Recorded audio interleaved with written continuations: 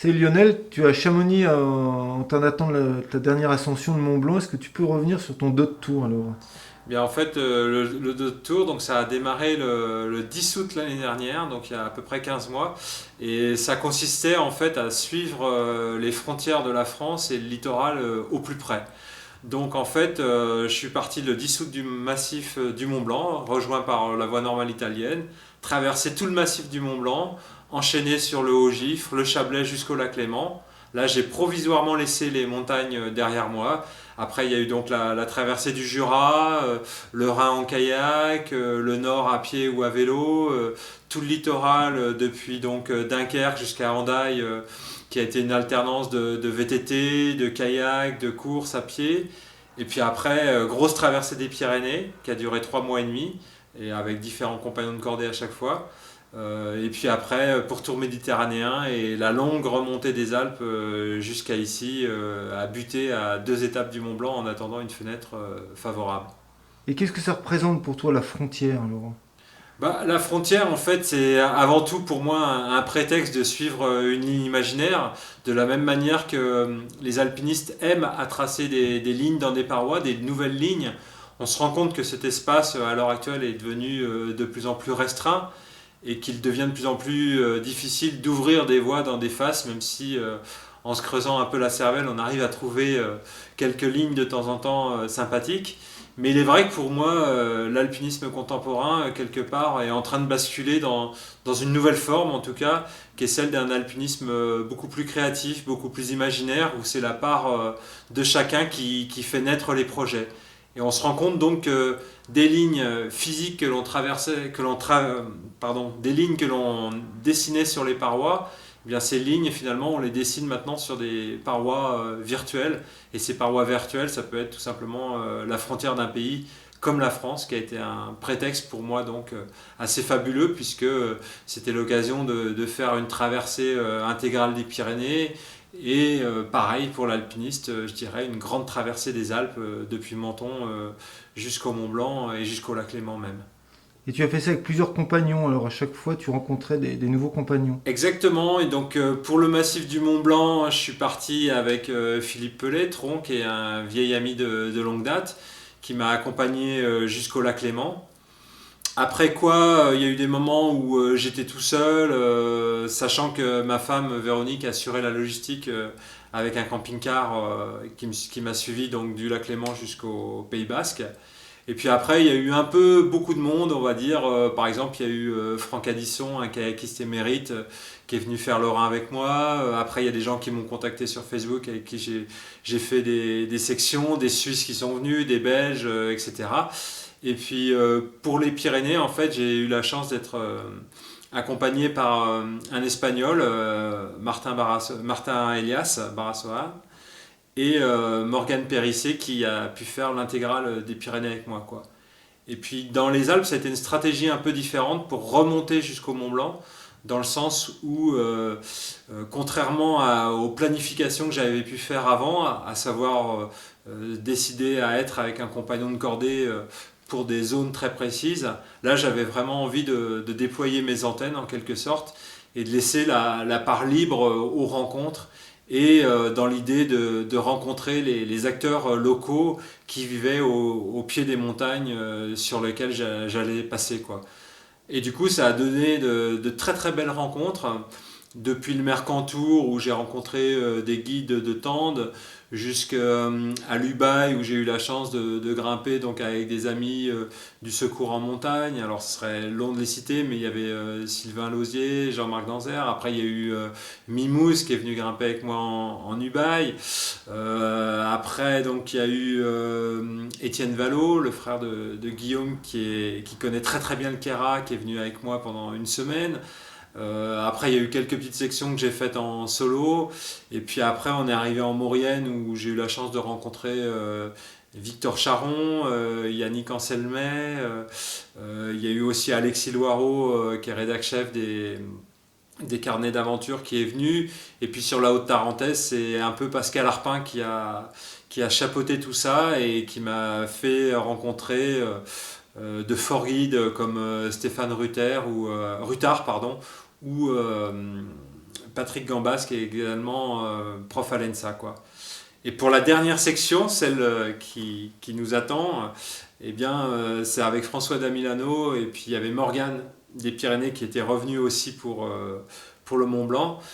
Tout simplement parce que François avait fait une très belle traversée du massif du Mont Blanc en 92 et que pour moi c'est aussi ça a été et c'est une source d'inspiration. Donc c'était une manière aussi de rendre hommage à ces gens-là, de même que Louis Audubert qui avait fait de très belles traversées, dont celle des Pyrénées, sur la ligne de partage des eaux qui diffère un petit peu de celle de la frontière, mais qui est venu faire avec moi le dernier kilomètre symbolique jusqu'au Cap Cerbère. Et tu as été super exigeant à suivre la frontière. Hein. Moi, j'ai eu des échos comme quoi tu étais. C'est vrai que c'est à la fois un défaut et une qualité, je sais pas, mais c'est vrai qu'il y a cette espèce d'exigence interne qui fait que je me suis mis dans le schéma de suivre cette frontière et je me suis piqué au jeu et c'est vrai que c'est un peu comme la conscience tout simplement d'un travail bien fait. J'ai eu envie dans cette histoire de bien faire les choses, donc dans la mesure de mes possibilités, j'ai toujours essayé de ne pas trop m'éloigner de la frontière.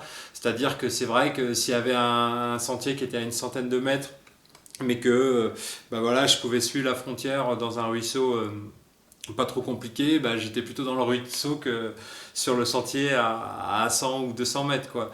Mais à l'inverse, sur le littoral, par exemple, il m'a fallu contourner des zones dans lesquelles je ne pouvais absolument pas se passer, comme des centrales nucléaires, comme des zones militaires, comme des ports d'arrivée de ferry. Donc après, je dirais que ça a été aussi comme une logique de montagne en quelque sorte, où on essaye de trouver un cheminement au milieu d'un environnement qui n'est pas forcément simple à traverser. Et alors, cette dernière attente, tu la vis comment là, avant le Mont Blanc?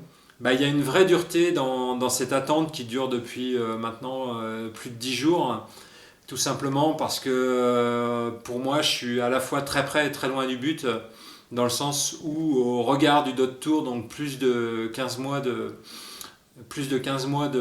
comment dirais-je, de périple, de crapahut, etc. 2 jours, ça représente absolument rien, mais pour moi, c'est important d'aller au bout de cette histoire et c'est important d'aller jusqu'au sommet du Mont Blanc, quoi. Donc psychologiquement, c'est vraiment dur parce que finalement, on se rend compte qu'on ne peut pas laisser la place à autre chose que l'esprit tendu vers le haut et que physiquement, on se repose, on est en vallée, on se relâche. Mais quelque part, pour moi, je tourne absolument pas encore la page du Dot Tour, et ce qui fait que, il y a une vraie dureté dans cette attente, d'autant plus que, il y a une espèce de match de boxe, on va dire, où on a le sentiment de se prendre un peu des coups dans la figure quand on a l'impression que des créneaux arrivent, et puis que les créneaux finalement sont pas aussi bons que ça, parce que depuis qu'on attend, on n'a pas eu les 48 heures qu'il nous faudrait pour aborder sereinement la fin de ce voyage. Donc il faut faire preuve de patience et c'est aussi une des qualités de l'alpiniste que de savoir être patient face à la montagne, toujours composer avec elle plutôt que de se heurter, quoi. Qu'est-ce qui a été le plus dur finalement pour toi dans ce Dot Tour alors? Le Dot Tour pour moi c'est dur intrinsèquement dans le sens où on peut faire dans les zones de montagne des journées qui peuvent aller jusqu'à une dizaine d'heures, voire 12 heures ou même 14 heures. Et la vraie difficulté finalement c'est d'empiler ces journées, c'est de se dire chaque jour on remet son cœur à l'ouvrage en quelque sorte et que il faut durer dans le temps, il faut pas s'émousser, il faut que la motivation reste toujours présente. Donc c'est pour ça qu'il faut être très clair sur ses motivations, qu'est-ce qui nous pousse à faire ce genre de choses. Et pour moi c'est vraiment l'amour de la montagne, être tout simplement bien en montagne, être bien avec mon environnement, et à partir de là se dire le mental finalement dirige tout, et après quoi on se rend compte que il y a quelque chose de titanesque dans cette histoire, parce qu'effectivement, ça fait 15 mois finalement que je suis sur le grill, avec quelques périodes de repos, mais qui sont juste des repos physiques et non pas psychologiques.